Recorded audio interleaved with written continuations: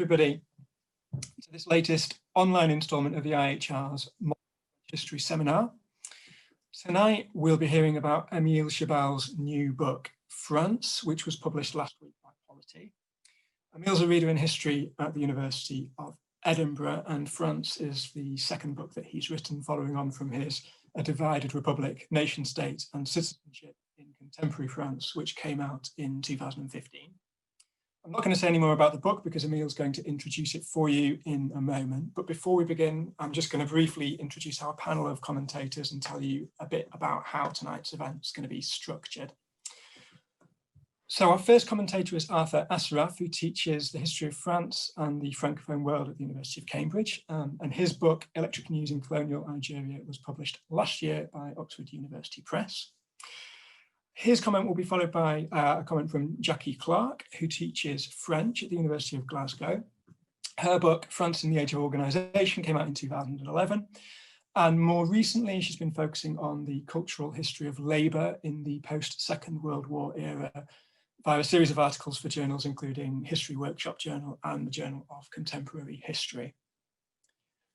Our third commentator will be Andrew Smith. Andrew teaches contemporary history and politics at the University of Chichester. His research sits at the intersection of regional and global history, which is explored in books such as Terror and Terroir, The Wine Growers of the Languedoc, and Modern France, and more recently, Britain, France and Decolonisation of Africa, which is a co-edited volume published open access with UCL Press in 2017. Our final commentator is Robert Toombs, who's Professor Emeritus of French History at the University of Cambridge. He began his career specialising in the Paris Commune with his book, The War Against Paris, published in 1981. And more recently, he's broadened his focus to encompass the history of Anglo-French relations, which is the subject of a book co-authored with Isabel Toombs in 2006. His latest book, The English and Their History, was published in 2014. And before I hand over to Emile to introduce the book, I'll just quickly let you know about how this event's going to be structured. So the first hour approximately is going to be devoted to remarks from Emile. He'll talk for about 10 minutes to introduce the book. Then we'll have comments of about 10 minutes in length from each of our panelists. And then the final, those will be followed by a response from Emile. And then the final half hour or so will be given over to a wider discussion in which you're all invited to participate. If you've got a question, you can either type it into the chat box as soon as it occurs to you, or you can raise your virtual hand during the Q&A, and I will then either ask you to put your question directly to Emile or any of the commentators, or ask it on your behalf if you've typed it into the Q&A. So that's how it's going to work. Okay, so thanks again, everybody, for coming. That's all from me. Without further ado, I'll hand over now to Emile for his introductory remarks. Thanks, Ian. It's really lovely to be here. Here meaning in lots of different places at once, because that's the nature of the virtual world. I am physically located in Edinburgh. I know many of you are elsewhere in the UK, in Europe and the rest of the world. So thanks so much for tuning in. Thanks also to my friends at the IHR for organising this. I feel like the IHR French History Seminars something like my home, even though, of course, I didn't go to University of London, so I was often at one remove, but I know lots of the people who are involved with it, and it's a wonderful, wonderful thing for all of us interested in France. Finally, my thanks to the panelists today for agreeing to take on this task. There are lots of things going on in universities at the moment, and reading other people's work is not very high up the list of priorities. So I'm particularly grateful that these four wonderful scholars have taken time out from their schedules to comment on my ideas and my book. What I want to do is I just want to introduce the book a little bit, and perhaps also the origin of the book, because I think that's useful to understand what this book is about. Essentially, what you need to understand is this book was what's known as a commission. In other words, I was asked to write this book rather than me coming up with this idea. And the person who asked me to write the book, I think, is on this call here today. Her name is Louise Knight, and she's an editor at Polity. And she wrote to me out in the blue one day and said, "You sound like the kind of person who might be interested in writing a short introduction to French history, modern French history, for a new series that we're putting together at Polity." And my first reaction to that was, absolutely not, no way, I'm not getting near any such thing. Anybody who accepts a commission like that is completely off their head. And the reason that was my first reaction was because I, like many people I think in this virtual room, grew up reading textbooks. We grew up reading textbooks by all sorts of people, by Jim Macmillan, by Robert Toombs, textbooks on contemporary France, textbooks on 20th century France. I think of Robert Gilday's Francis 1945, which I remember reading as a student. And those textbooks sort of form a background to all of the knowledge that we then subsequently develop. We use them as reference points. And I had always been incredibly intimidated by the idea of writing anything that would represent a synthesis of that kind. And in fact, I think I promised myself when I finished my PhD that if I ever got a request to write a textbook, I'd just say no. I didn't want to do that. Now, there were two things that changed my mind after I'd let the dust settle on Louisa's request. The first thing was that she made it very clear that this was a book that was supposed to be short. Very short, by academic standards, extremely short. The book is 45,000 words long, which is half the length of a British PhD thesis. It's not very long at all. And once I began to think about it, I realized that the length of the book would give me the ultimate get out of jail free card, because I could just say, you know what, I'm sorry, guys, I didn't have enough words to cover all of this material. Most textbooks strive for a certain kind of completeness, which is incredibly important for students and for scholars looking for information. And that's what makes them extraordinarily time-consuming to write. I had this opportunity to write this book, and it was going to be very short. And yes, and I thought, okay, that might make it manageable. It might make it feasible for me to do it, and to do it under the time constraints that I was given, which was just a few years. The second and perhaps more substantial reason why I ended up saying yes is because I realized that this might be my only opportunity to contribute a book like this to my field and to the much wider audience beyond my field of people who are interested in France. And that's quite a lot of people. And I, like many people in this room, often complained about the standard of writing about France, journalistic writing about France, saying, you know, it's sloppy and it's ahistorical. And then I pick up books, you know, that I see in the stations or in the airports, and I go, you know, all of this is just full of cliches and people don't have any idea how France really is. And as I was thinking about the offer to write this book, I realized that this was my opportunity, not just to complain about what I was reading, but to do something about it and actually write something that would be an answer, an academic answer, yes, but an answer nevertheless to the kind of questions that people ask about France, coming from somebody who hopefully has a little bit more knowledge than just your average journalist or wiring something from Paris in a hurry on a Thursday evening. And so it was those things that led me reluctantly, I have to admit, to say yes to this commission. And of course, once you've said yes to a commission like that, you can't back out of it. And so I began to think to myself, okay, now I've said yes. Now I have, with all these worthy reasons for saying yes, how am I going to write this book? How on earth am I going to write this book? And suddenly, what I thought was a benefit, the short length of the book, became a roadblock, because I kept thinking to myself, there's no way I can say what I want to say in so few words. Now, it took some time for me to get over that that block, and the way I did that was to think ultimately about what sorts of questions people have asked me about France over the years. What sorts of questions have my students asked me? What sorts of questions have I been asked at seminars and conferences? What sorts of questions have journalists asked me when I've been called upon to talk to them? And one of the things that came out as a thread in all of these things was a very strong sense that France projected a very, very clear image of itself. And this image is a very complex one, but it nevertheless, I think, is discernible and can be sort of broken down to its component parts. But at the same time, as projecting this very strong image, it patently failed to live up to the expectations of that image, or the expectations that might come with that image. And this sort of tension, I kept coming back to as a sort of constitutive tension, perhaps of modern French history as a whole. I know some scholars have called this French hypocrisy, the idea that the French basically speak big and then they just act in whatever way they want. Other people look at it as a gap between theory and practice, that there's a very strong tendency to theorize the nation, that theory inevitably comes apart when faced with the complex realities on the ground. But however it's articulated, the idea of this hypocrisy, or this tension, or this contradiction at the heart of modern French history was one that I thought, and I still think, is an interesting way to approach modern French history.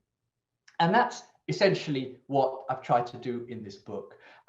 I didn't have many words, and I have missed out many things, but I've chosen certain themes, certain perspectives that can illuminate the big narratives that are already well known about contemporary France. So I don't know how many of you have a copy of the book. You may or may not have a copy of the book, but that doesn't matter. I can tell you what the 6 chapters are, because I think they're quite important.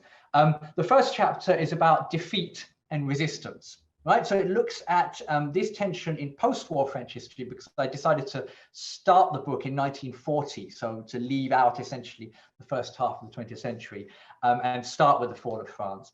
And I wanted to explore how defeat and resistance have carried through as threads from 1940 to the present day, and what sorts of effects those have had, and how indeed they have been in conversation with each other, how the idea of defeat always seems to entail the idea of resistance, how they work in cooperation with each other.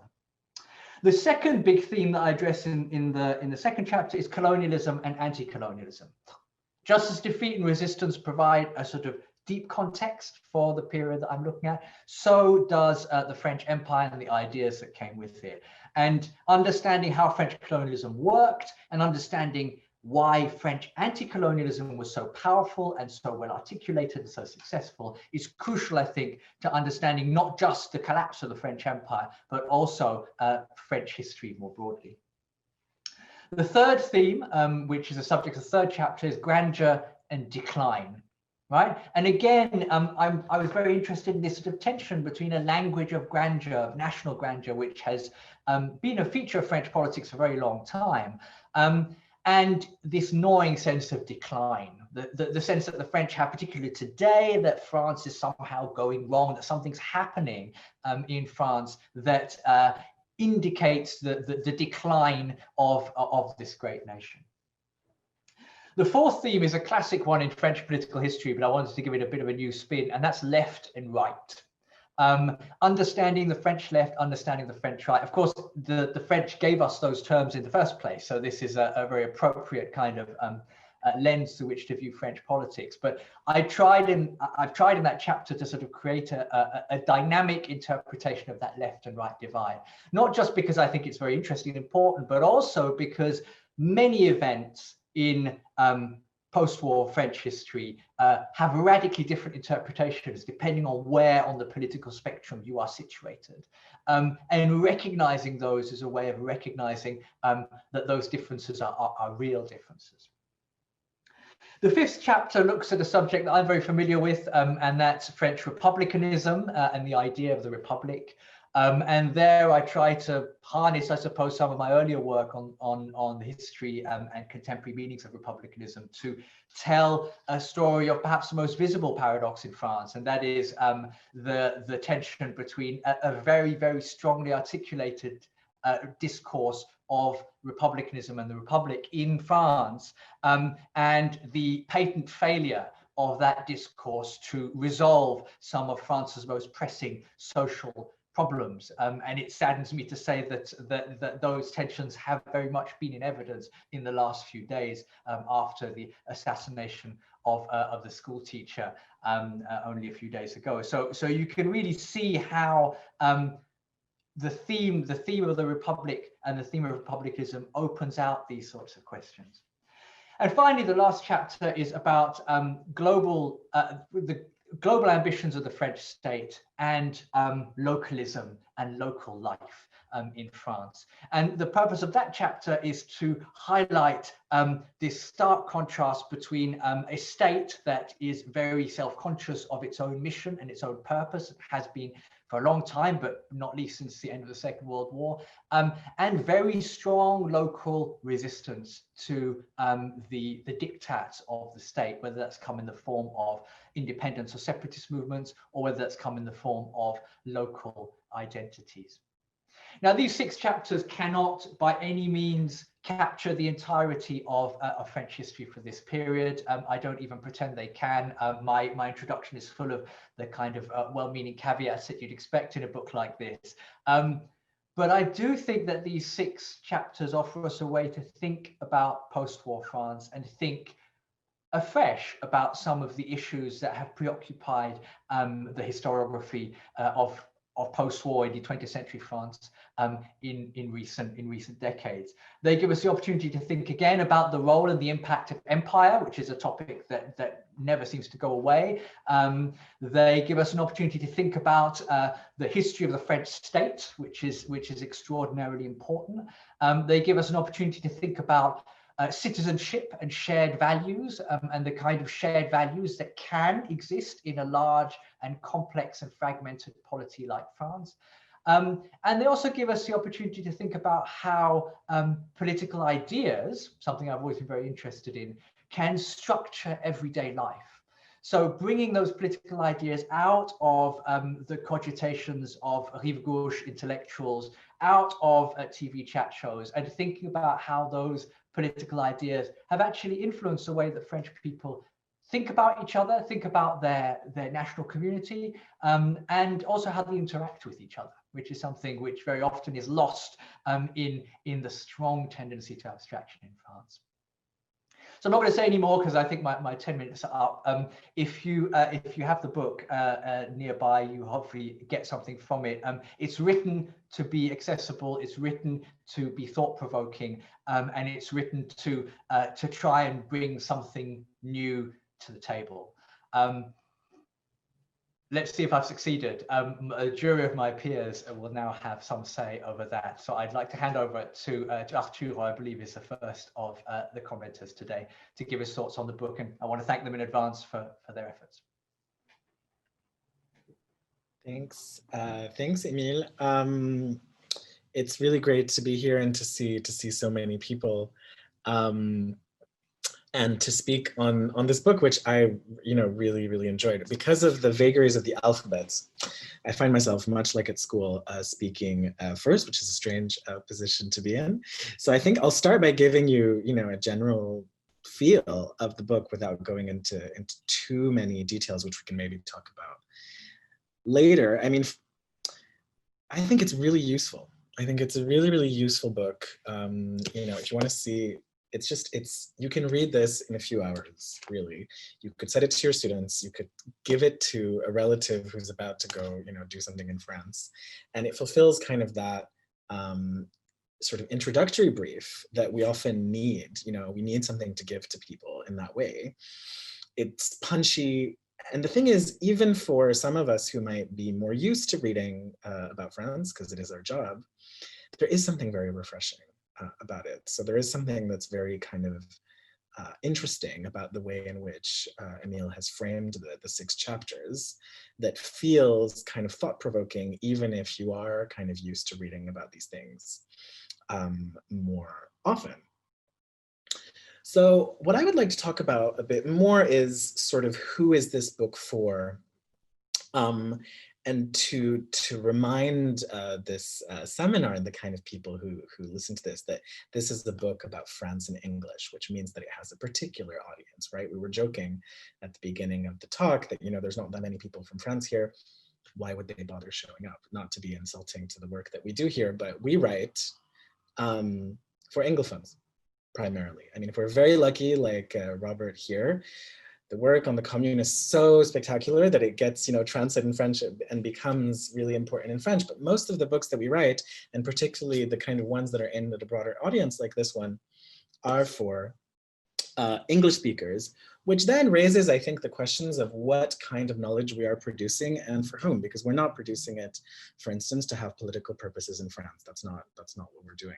It might be in other kinds of writing, but not for something like this. Instead, we often find ourselves dealing with highly volatile cliches, because unlike other countries, English speakers, when they hear about France, they've usually heard about it before, right? You're not talking about Zimbabwe or Myanmar. So people have an image of France, and you are working with that image to try and tell them something. And that, I think, is what Emile does really effectively here. Because the problem with writing about France is often in English, there is an implicit comparison. So everything that you say about France, France is more like this, France is more like that, is more than what, you know? So you're comparing it usually to the United Kingdom or the United States or both. Sometimes people do this explicitly, right? And they'll say like, well, you know, France is not, I don't know, as participatory a democracy, or it's a more authoritarian kind of state, or the state plays a bigger role, or whatever you want, you know, the usual kind of trope is. Implicitly, it's being compared to some kind of norm, and the norm is usually the person, the place from which the person is writing from, whoever that author is. And this leads, particularly, I think, in the case of France and Britain, to a very strong narcissism of minor differences. So, you know, the kind of Eurostar chat that you have, you know, in between the Gare du Nord and St. Pancras is all about like, oh, well, you know, the Gare du Nord is shit compared to St. Pancras, which is so nice. And this says something deep, you know, about the nature of France versus the nature of the UK. Well, in fact, I mean, you know, the boring fact is that France and the UK are extremely similar places in most respects, whether it's in terms of size or history or sort of world status and role. So the danger of this comparison when it's not done right is that it ends up kind of flattening the objects. And in particular, it makes France into one big lump. And then you get stuff like, you know,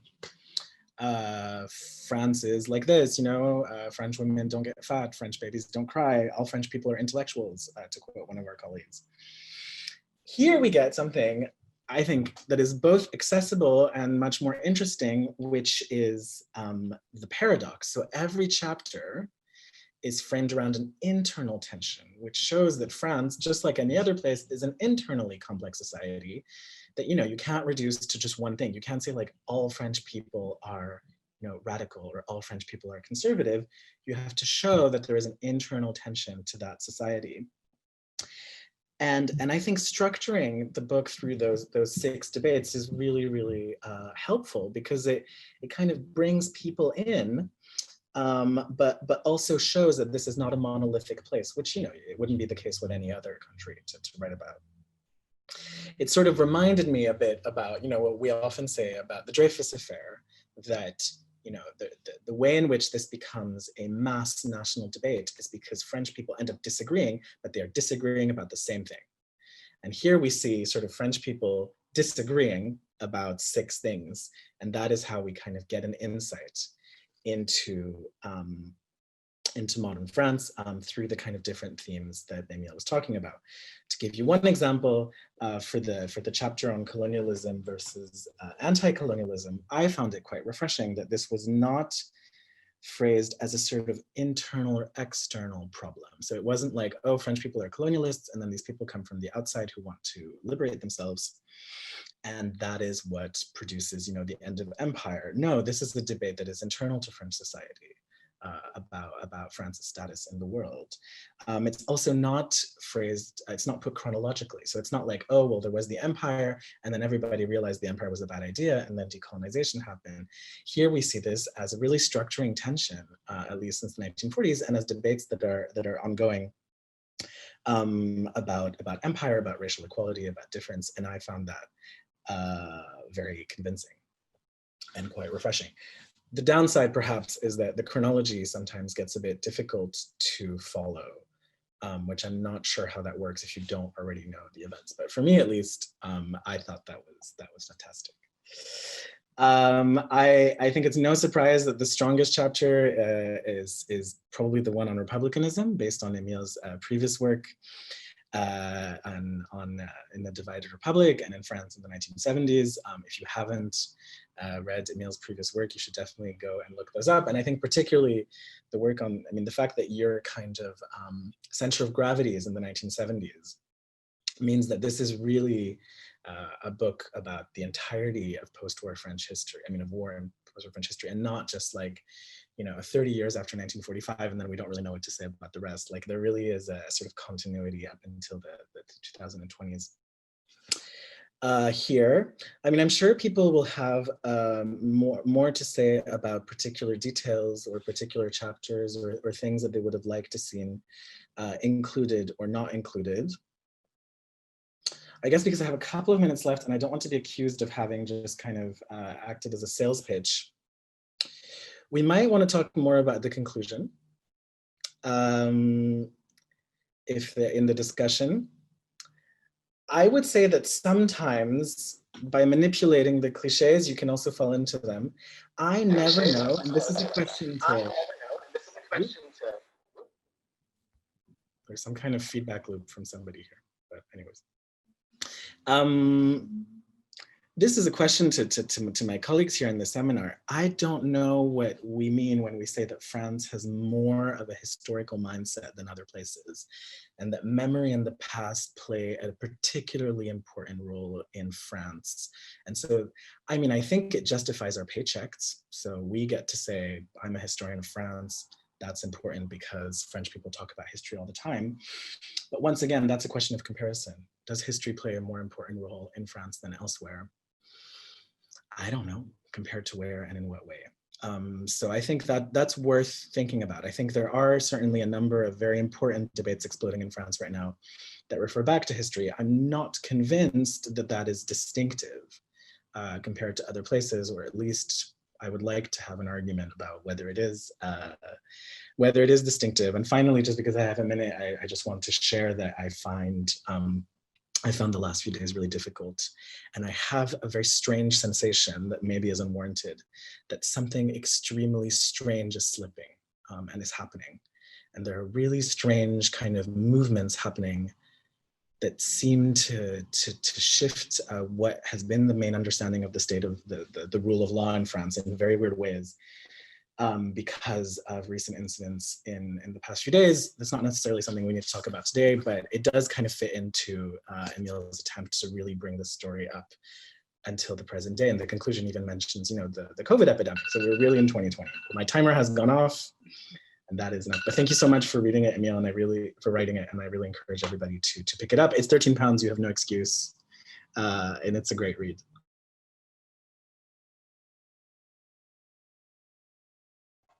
I wonder if we should just go straight on to Jackie. Okay.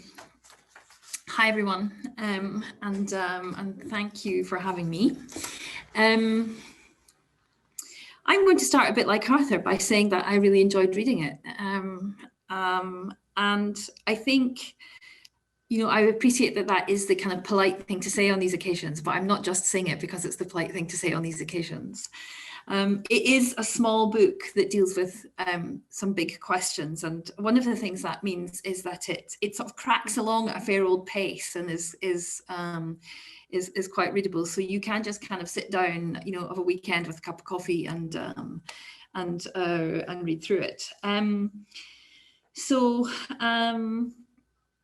I think one of the things that I know you were sort of aiming to achieve with the book, Emile, was to write a book that offers something for the general reader and still offers something for the specialist as well. And I think you have really succeeded in doing that. Because as you said in your own comments about the book, it's not a classic historical survey. It's really a kind of, I would say it's a sort of historical essay on French political culture. So for the non-specialist or student audience, it really helps to decode some of those sort of specificities of French political culture that might be puzzling, particularly to the British reader. As Arthur has said, it's very much has that kind of British reader in mind, I think. You know, the distinctive language of French republicanism, the historic relationship between the citizen and the state, the culture of protest, all these kinds of themes that are that seem to sort of embody something particularly French for a British reader. And as someone who teaches students of French language and culture, you know, rather than history students, I think it's, you know, it's a book that would be really useful for the kinds of students that I teach. Because one of the things I want my students to develop through the study of history, French history, you know, because they're not there to learn particularly about, you know, historical method and historiography in the way a history student might. But they are there to be people who are literate in French culture, right? And one aspect of that, I think, is for them to have a kind of political literacy and to be able to understand the sort of stakes of ongoing conversations and debates in contemporary France. And I've often struggled actually to find good texts to set to do that kind of work. And, you know, early in my career, actually, one of the things I used to set was Vincent Wright's France in Modern Times. And I think that in some ways this book fills a sort of niche. That book's obviously kind of out of date now. You know, it's can't remember when the first edition came out, but I think this book in some ways fills that kind of niche, which is a very useful niche. So that was the first thing I wanted to say. Yeah, I think that I sort of agree. I think the most thought-provoking chapters, to my mind, were those that really engaged with the contemporary political landscape. The chapters on left and right, on the Republic and its discontents, and on local citizens in a global state.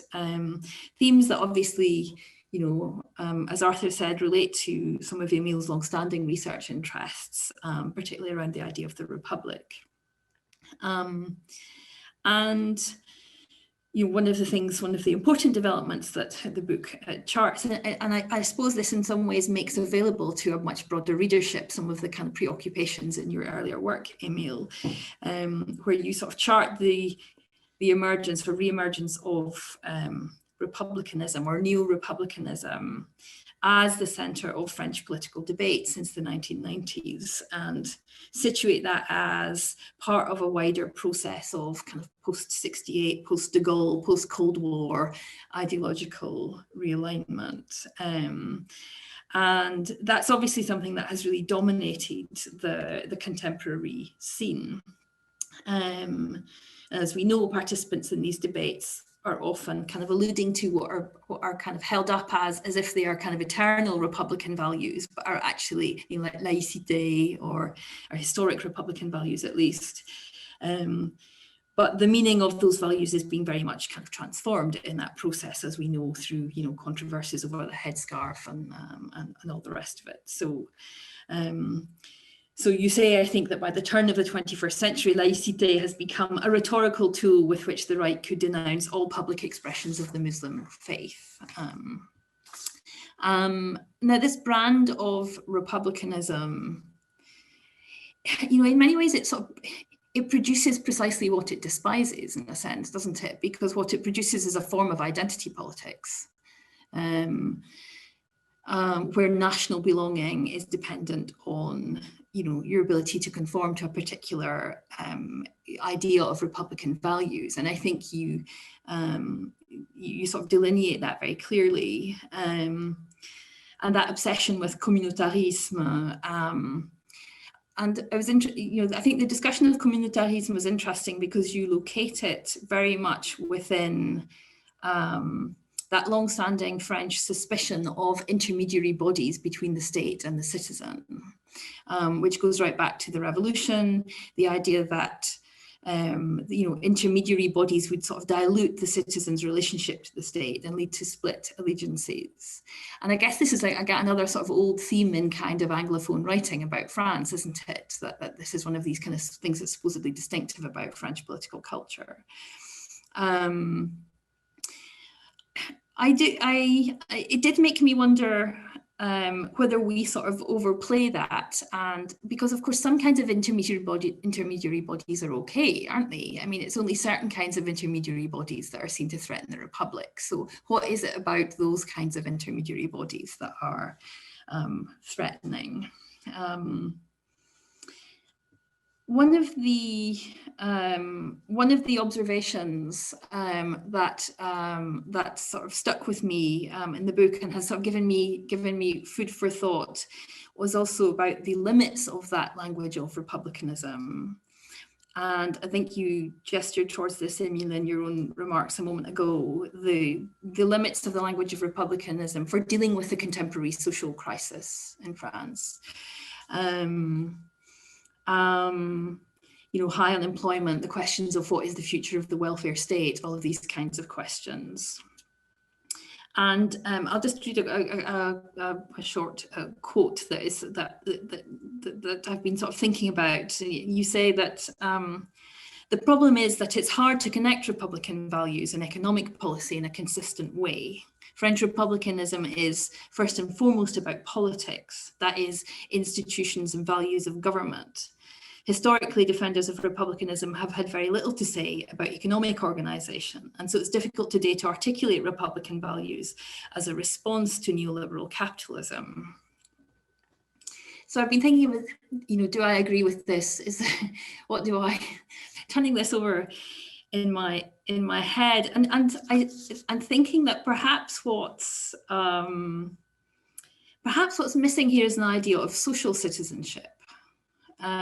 Or an account of French ideas of social citizenship as part of this kind of post-war history. I think that the chapter where you deal with, I guess, what we, you know, still, you know, habitually tend to call les 30 glorieuses, even though we know how problematic that term is framed around these kind of polarities of grandeur versus decline, which sort of gives it a slightly Gaullist, you know, framing in some ways, perhaps inflected by a lot of those earlier classic accounts of the 30 glorieuses. But that period is also a period when what it means to be a French citizen is transformed by an idea of social citizenship. Which is about having, you know, it's about having social rights, and the particular form that takes in France is quite distinctive because of the way in which social citizenship is tied to your status as a worker. So in Britain, we have a kind of universalist welfare state paid for through general taxation, but in France, we have a system, a social model that is built on the sort of occupational social insurance, you know, model and all of that, which means that the very idea of social citizenship is built on your identity as a worker. And I don't think that I would be interested to think about how the breakdown of that model or the challenges to that model, how that story fits in with the story of the emergence of this sort of new form of neo-republicanism, which is very, very much more focused on questions about you know, sort of nation and Islam and, you know, ethnicity and gender and, you know, the sort of obsession with communautarisme and laïcité and so on. I don't want to talk for too long, but I will just say that one of the reasons that those questions are in my head is because of another book that I've been reading, which you would be interested in and others here might be interested in, and that's Jeremy Lane's new book, Republican Citizens, Precarious Subjects, that some people might like to have a look at. Just gonna, yeah, I think I probably had my time. My other question that I had in my notes has really kind of been addressed by the sorts of questions that Arthur raised about the very kind of, in a way, this is a very British book about France. And I wonder if there are people in our audience who are not coming from that perspective and what their sort of readings of that might be. That maybe is something for our wider audience to share their takes, but I'll stop there. Thanks so much. Andrew, I think it's over to you now, is that right? Hello, thank you very much, Emile. Thank you firstly to Emile, but also to fellow commentators as well, for interesting discussions so far. Now, I was asked to look at this book at a bit of an interesting moment for me, and by that I don't mean the current global pandemic, though I will admit that is of passing interest. No, the moment in question is the date that marks me being 6 months late in delivering a survey chapter on the history of the Fifth Republic, which may have something to do with the pandemic. So fingers crossed this exercise may spur me on to actually deliver that. Helpfully, in reading this excellent book, I've seen how in framing my own chapter, I've been much more a slave to chronology than Emile has been in this work, as Arthur indeed mentioned. And so it was with chronology that I thought I would begin. Now, our story here starts in 1940, and Emile introduces this fateful year as another in a sequence that comprised 1799 and 1851, moments when authoritarian structures dissolved the democratic ambitions of the Republic. So, in a roundabout way, Chabal starts this story of the French Republic with a death. In this, I was reminded of the play staged over 300 times in the 1970s by Le Théâtre de la Carrière, The Death and Resurrection of Monsieur Occitania. In this, the title character sets about investigating his own death as a wider allegory of the ills that bedeviled the south of France. Sure enough, the sorcerer's autopsy revealed the following comorbidities: a head swollen with the empty promises of politicians, and the awkward fact that after a lifetime of wine drinking, il pissait rouge. Now, Chabal's diagnosis of Marianne's condition proceeds along similar lines. If 1940 marked the death and resurrection of the Republic, we learn that many of her ailments were dualities. Emile treads lightly, however, as he notes in the conclusion of his book Divided Republic, the historian Theodor Zeldin pointed out several decades ago in his masterful studies of the Third Republic that continuous attempts to unearth the hypocrisies of French politics risk distorting the reality of political life in France. Debates around concepts and the meaning of the Republic appear regularly in this book, and one of the themes that emerges from Emile's discussion is the political utility of defining, redefining, and reinventing grand concepts of Republican symbolism. Whose Republic? Whose citizenship? As in his past work, these questions are interrogated in contrasting languages of neo-Republican symbolism and liberal critiques of state power. Here, however, Emile's outstanding theoretical work is worn quite lightly, I think, and instead the discussion of the dualities which proceeds is offered in a confident and generous mode that invites the reader to explore further. Now, Chabal's work to date has engaged meaningfully with the double development of rethinking history and democratic politics, and the ways in which that intersection informs the politics of citizenship and belonging. There is then, in this shorter work, a distillation of these discussions, albeit presented for a wider audience. By way of example, his description of the neo-Republican turn, on page 119, offers the intellectual weight to connect with his previous work, while communicating the idea concisely and openly. There are no prerequisites which demand you read histories of democracy from Gaucher to Guizot, but instead an elegant introduction to the tensions between the technical and formal meaning of France's Republic and its much more profoundly symbolic Republican values.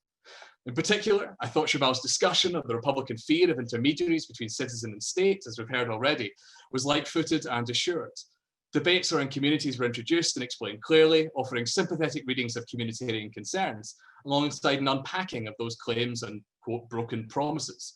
Indeed, Chabal interrogates well the ways in which universalism betrays its sometimes spectral character. He surveys the starry-eyed progressive promise of imperialist assimilationism, noting its incompatibility with the realities of colonial counterinsurgency. We hear about France's engagement with and contribution to the creation of the Third World, a term, lest we forget, coined by Alfred Sauvy, who as a young man took in the 1907 wine revolt in the Midi. Building on this, I thought Chabal outlined well three good, useful conceptual threads of anti-colonialism. The first, based on humanism, the second, economic parity, and the third, building on the legacy of Fanon, a sense of identity and dignity which owed nothing to the state. Now, along that third thread, we can trace the tangle of universalism. If it's a ghost or spectre that we see in universalism, then beneath its sheets, its bones remain white and brittle. Why, Chabal asks, does a young black man from a depressed neighborhood in Lyon find it more difficult to exercise his equality than his middle-aged white counterpart? Why is a young Arab woman in a headscarf more likely to hear about laïcité than the nun seated opposite her, on the metro. Now, in these meditations, Chabal raises the spectre of communautarism, as Jackie mentioned already, that shock jock byword of French political controversy. As Macron said on Thursday in reference to new COVID measures, we are relearning what it truly means to be a nation. We've gotten used to living as a society of free individuals. We are a nation of united citizens. I thought that was an interesting and resonant phrase, which I think marks something out of Macron's rightwards lean since the election and part of a gesture towards those symbols of Republican values being wheeled out. Now, I think this is especially so following, of course, his intervention at the start of October, targeting separatism and community separatism, as he mentioned, and of course, the discourse which we've seen ramp up in the emotional and immediate reactions to the horrific murder of Samuel Paty, and the extent to which this is being framed as and being seen as justifiably as an assault on Republican values. As Chabal noted in 2016 in Divided Republic, that discourse of communitarism is driven both by developing counter-narratives of the state, usually made by campaigners seeking to redress inequality in its many forms, and, quote, an unusually dystopic reading of Anglo-American multiculturalism. In that vein, however, I must certainly praise you for the fact that it takes in this very short book until page 75 for you to say a certain idea of France. Now, that certain idea, Chabal shows, is tied both to Catholicism and a deep fear of disorder. From the anti-68 return to normal, to the demonization of the PCF by its opponents, or even concerns about Islamic law. Your later description of culturally Catholic traditional French values hints at the importance of continuity as a political theme amidst the dynamic history and debates you describe. In that way, especially for the right, narratives of defeat from the dark years evoke the political frailties of the Third Republic at its death, and the expiatory guilt which cast the occupation as a period of atonement for collaborators and defeatists. Those would serve as cautionary tales, and I think thus your discussion of the right, and I quote, in terms of moods, emotions, or reflexes, as you say on page 101, does, I think, capture well the way in which defining oneself in opposition to specific values can gain coherence, helping to draw together for the uninitiated and the kind of the new readers the webs of some of that political family by tracing together various strands of legitimism, Bonapartism, and Orleanism that dominated all these various moods that you describe. Likewise, the juxtaposition of Vichy and Algeria as dark and deadly defeats that marred the nation's soul were well made, and Papin's trial served as an opportune vehicle to note their passing. But it also served as a useful precursor, I thought, for the transformation of the right which you describe under de Gaulle, as the general's tenure generated a new political mood. Indeed, the general appears briefly, but does not overshadow the discussion in your book. That said, he does claim one of your best anecdotes, I think, when you describe one protester's doomed attempt to scale an electricity pylon and summon up the general with a rather hopeful flag years after his death. Now, in tune with that, I think, when you think about grandeur in this book, you're not overly fixated on international relations, as befits a national story, and as Arthur said, sort of internal debates which you're describing as well.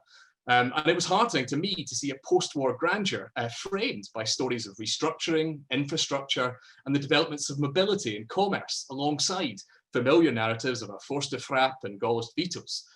From trunk roads to trolleys, you show us how French society got moving in the post-war world. But mobility led to rupture, and the social ferment of the années 68 is well contextualized in the themes juxtaposed by the image of run-down student blocks and bidonville on the outskirts of the nation's capital. The explosion of new politics, Chabal tells us, seemed to wash over a brief moment when the French could be proud of France under de Gaulle, as you say on page 74. As the hopeful political crises of the 60s yielded to the yawning economic crises of the 70s, stagnation and wider unemployment highlighted the realities of the fracture sociale and stoked mediatized metropolitan fears of the benighted banlieue. Now, unsurprisingly, perhaps, I was drawn to the chapter which considered local citizens in a global state. Now, in this chapter, Chabal ties the expansion of the post-war state to a process by which citizens came to identify with its structures. But I also enjoyed points which challenged Tocqueville's concepts of American associational culture by describing France's own robust civil society, with 1.5 million associations dedicated to everything from sport to the defense of specific causes. I should also note that I was delighted to see the presence of radical wine growers illustrate the idea that the hinterlands could constitute political agents and negotiate with the state. The propensity to protest, which we often see wheeled out as a trope, I thought was well examined by you, as well as the ways in which regional, spatial and economic inequality combined with the spectre of the société bloquée to provoke moments like the gilets jaunes. I would say, however, that I find the story of José Bové a rather more hopeful expression of local citizens in a global state than that of Pierre Pujaud, to whom you turn for the kind of the downside of it. The discussion of the local and global, which shifted from France Afrique to European integration, then back to La France Profonde, was a tantalizing trail less explored in Chabal's other work, which actually I would be pleased to see Emile develop elsewhere. So I should conclude then by stating what I probably ought to have done at the outset. I very much enjoyed the book, which I thought was well conceived and elegantly executed, light-footed and perspicacious in its review. I'm grateful also to have had the chance to comment on it in this way, which I feel has allowed me to draw together my own thoughts on some of its key issues. Reading a good survey history of your period of study can be like taking a different route on your commute, I think, giving you moments of reflection and wonder before you get to work. Or indeed, it can be like a return home. Now, the sequel to the play I mentioned earlier was called Occitania's Daughter in 1978, when the titular young woman, the daughter of the deceased Monsieur Occitania, returns jaded from Paris in search of her roots, much as you describe on page 145. Unsurprisingly, what follows are sometimes scatological condemnations of Parisian politics, as she unpicks the quotidian injustices of the modern world and the spiritual torpor of the Midi. The upbeat finish comes when she reawakens the Languedoc by teaching the Tamaru, a mythical creature of southern folklore, to dance once more, by re-enchanting it, as it were. I found Emile's book an enjoyable and simulating return to survey history and to a period that I knew well, but I think it will also serve to enlighten and entertain audiences newer to these topics. Although Chabal sets out with something of an autopsy, like that of poor Monsieur Occitania, I think by the end, with his exploration of key historical themes and lively invitation for readers to explore further, that he ably manages to teach the Tamaru to dance again. Thank you. Thank you. I'm not sure I can quite match the sort of exemplary qualities of this person you call Emile Chabal, Andrew. Thank you very much. Robert, over to you as our last commentator.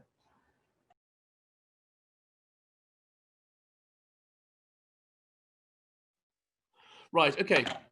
Well, thank you very much for asking me, Emile, to take part in this. It's been very interesting to hear what other people have said, and also, of course, very enjoyable to read your book, on which congratulations. Writing a short book is very difficult. I've never really managed to do it. And you obviously have a great gift for compression and for saying a lot in a short space of time.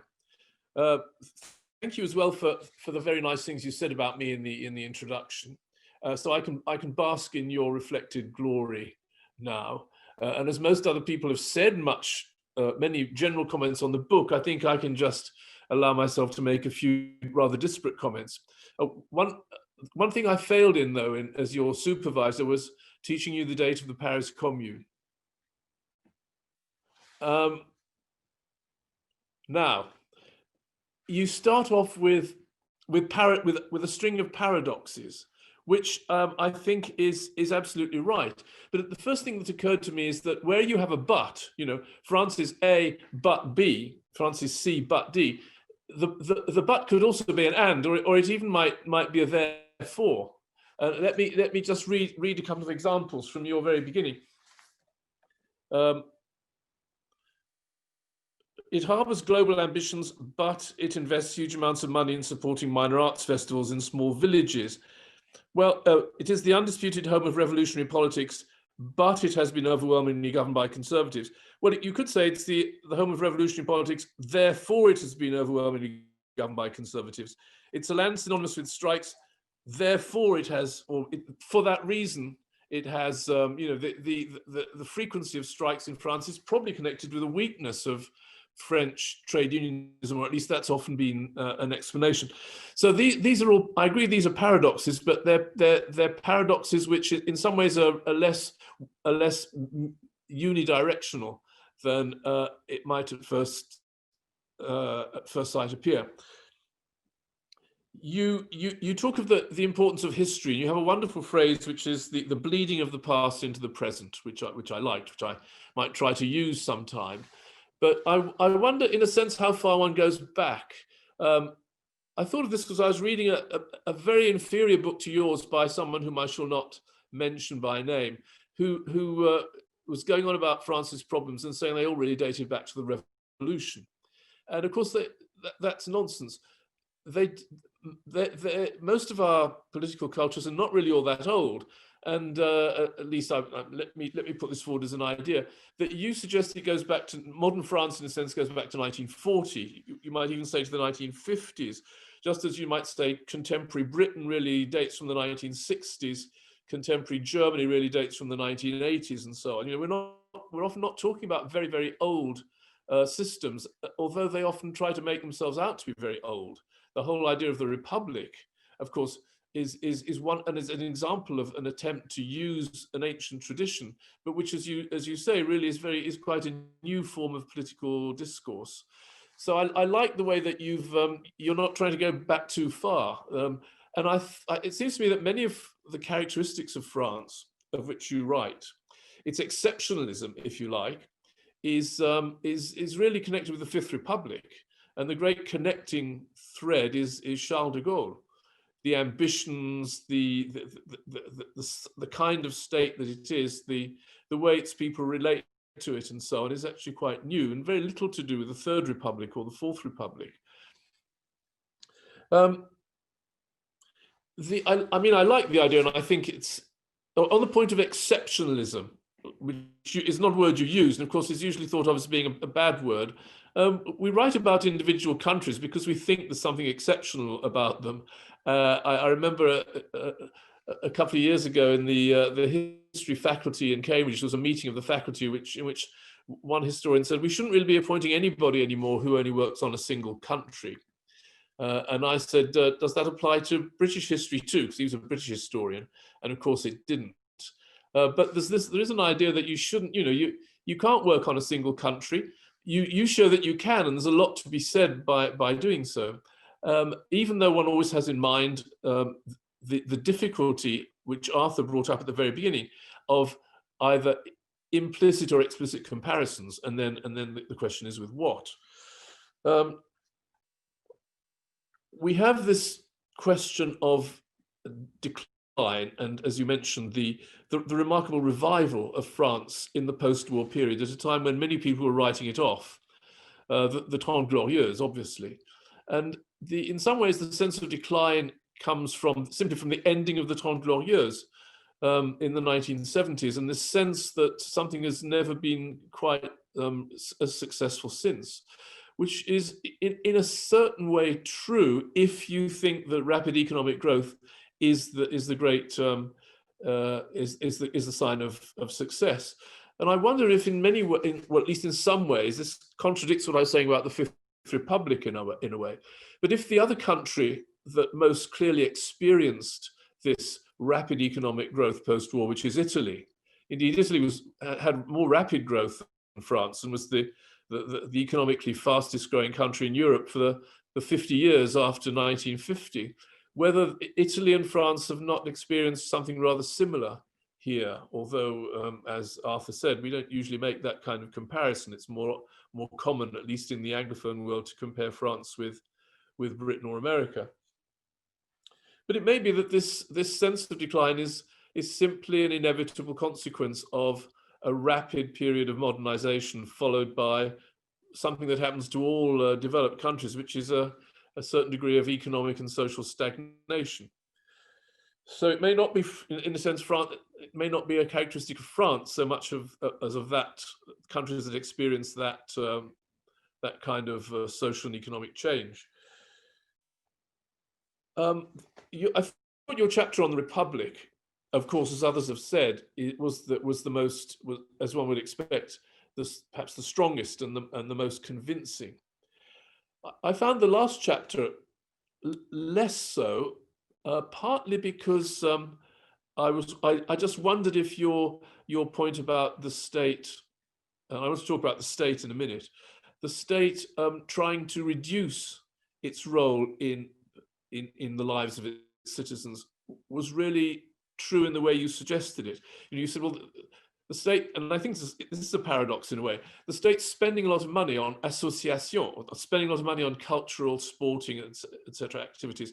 And you suggested this was a way of emancipating people from the control of the state, but it seems to me it could at least be seen as a way of keeping them within the purview of the state. And now this is sort of anecdotal. I mean, we all come and go between France and Britain, but it seems to me that many of my French friends, if they want to do something locally, they want to set something up, or have a festival or whatever, the first thing they think of is appealing for state funding in a way that I think probably would not be the obvious thing to do in this country. First of all, you might not get it. Okay, you might say the national lottery. You might try that, or you might say, we'll have a fundraising effort. We'll have a jumble sale or something. But you wouldn't, I think, okay, the thing to do is to go to the state and get a subsidy. So I think the state is, in some senses, extending its activities into, and this is a Gaullist thing too, extending its activities into cultural activity by subsidizing nominally independent associations. And I wonder if you think that's true, or if it's just me giving into a stereotype. The Republic and the state. I mean, the other great theme, it seemed to me, of your book is the state. And here, this is not intended as a criticism, because as you said, you can't talk about everything, but you talked about the state in a way that recognized its great importance and suggested, I think probably, that it is uniquely important, at least within Western European democracies. And you talked about it in a way that was quite personified. The state has ambitions, and so on. And of course, we all know this is a shorthand term. But one thing you didn't talk about at all, and I was kind of waiting for this, and it never came, was who is it who composes, who is the state? No one could write a book about France since Louis XIV without talking about the state. But we're talking about a particular kind of state, and we're talking about, as you say, a conscious state. But who is this state? And I think you don't mention, I don't think you mention les grandes écoles anywhere, and I don't think you mention l'ENA anywhere. And yet we see how remarkably, ever since Napoleon and the Second Republic and the Third Republic and then the Fourth Republic, every successive regime made an effort to create, quite consciously, to create a ruling class. And it seems to me that where France is, in one sense, exceptional, is that it's the only democracy which truly has a ruling class, a kind of Mandarin class based, as was the Mandarin class of the Chinese Empire, on mastering a certain kind of education. I remember talking to a very clever young French diplomat a few years back and saying to him, you seem to have a much clearer idea of what you think France's interest and France's policy and France's strategy should be than do your British equivalents. If this is true, where do you get it from? And he said, we get it from Sciences Po.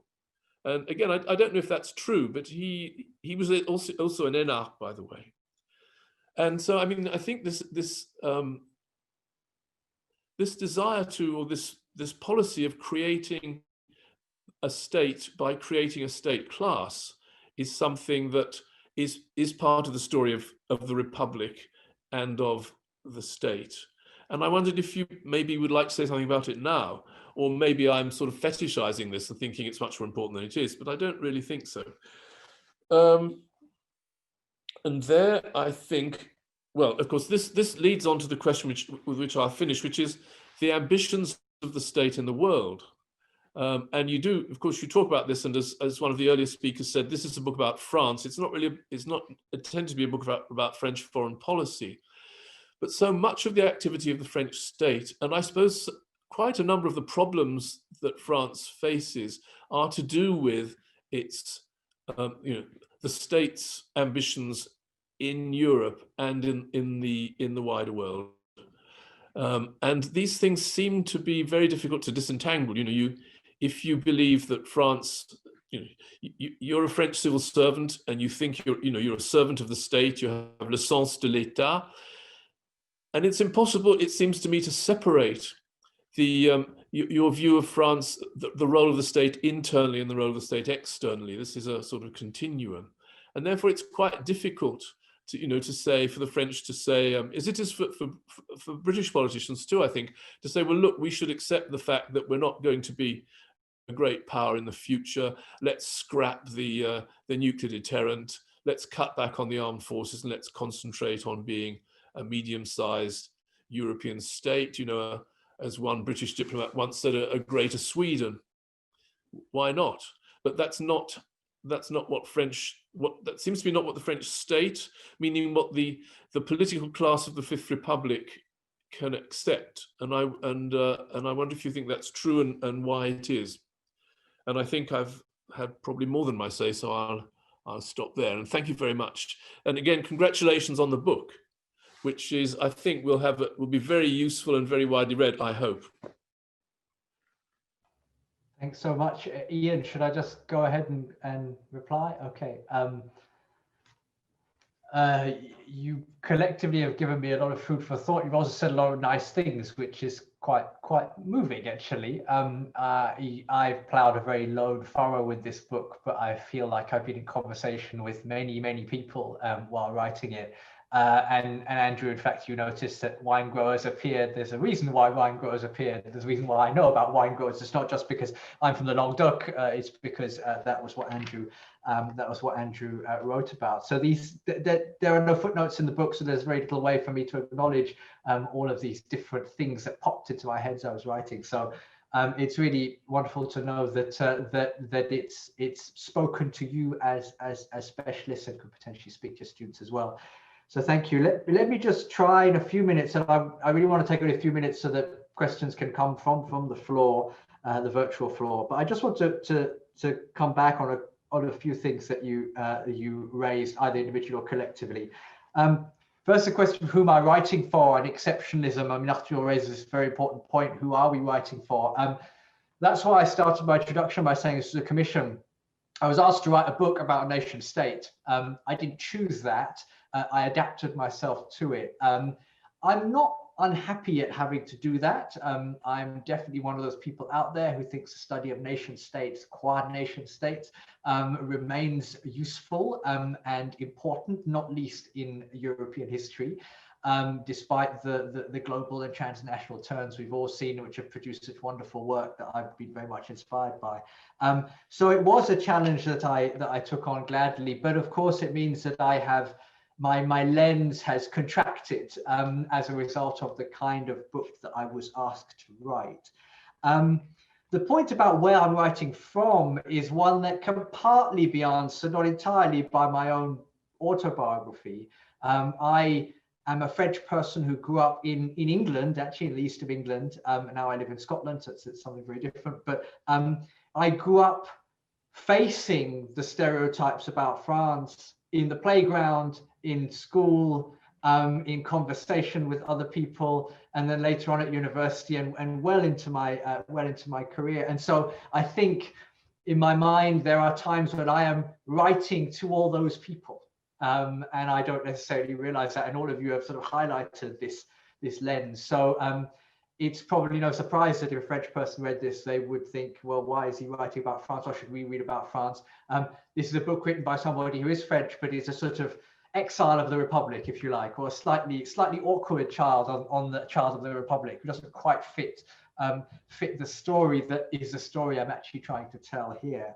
So I think those things come out, and they come out more when you write in a general synthetic genre like this than when you write in a sort of more professional and scholarly capacity, because I think this kind of writing showcases naturally individual personalities much more than even any of the things that I've written in the past.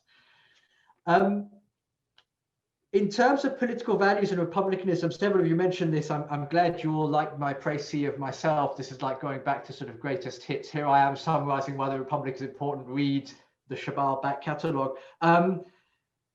I think it is important. I mean, actually, I don't necessarily think that republicanism is the only thing that's interesting about French political culture. And that's one of the reasons why I wanted to write about other things. But it's clearly something that's very close to my heart. And some of the tensions which, Jackie, you were highlighting, I've been thinking a lot about, and particularly this problem of an economic or social foundation to French republicanism. Again, I was probably shaped a little bit by my own trajectory when I started doing my doctoral research on French republicanism.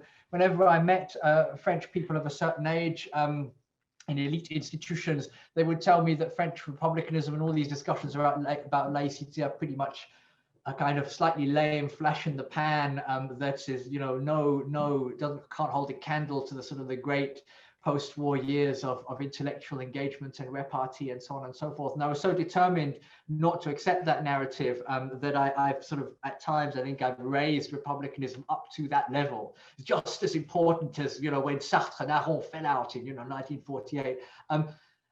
I don't think it's the only aspect, a structuring aspect of French public life. And that's one of the reasons why I write particularly about the right in the way that I do in the book. Andrew, I think you pointed that out.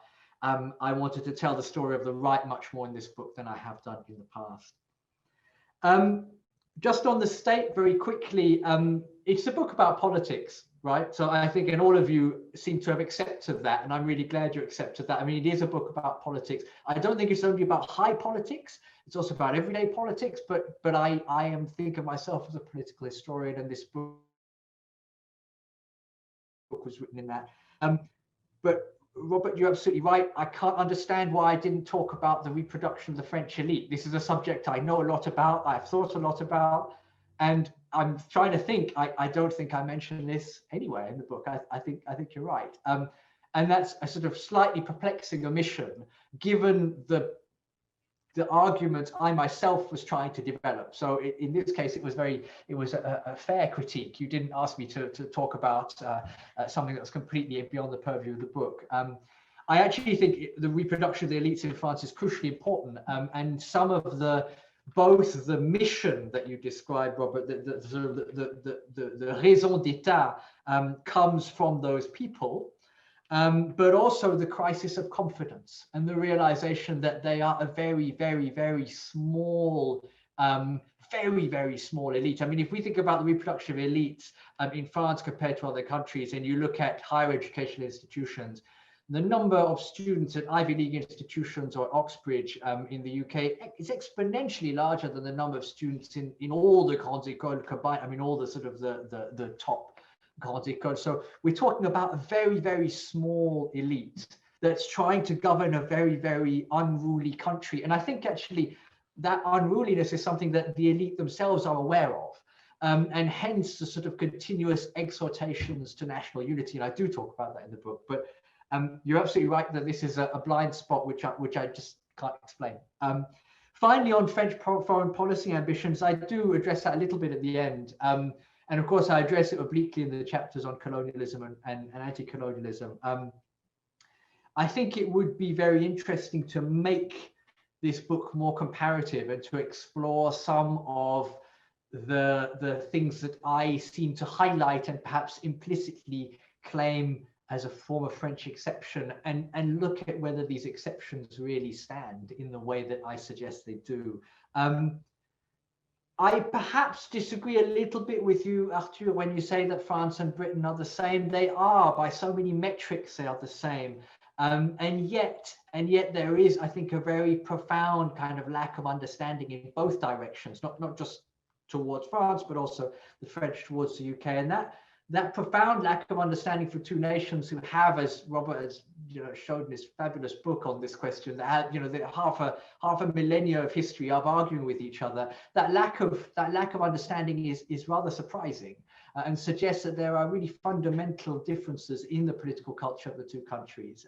And certainly teaching in the UK has taught me that, when students just ask me, why do the French do this? This is just weird, right? And I suppose that's why I sometimes push the exceptionality narrative a bit more than I might otherwise have done. I'm going to leave it there. Look, thanks so much for your comments. I'd like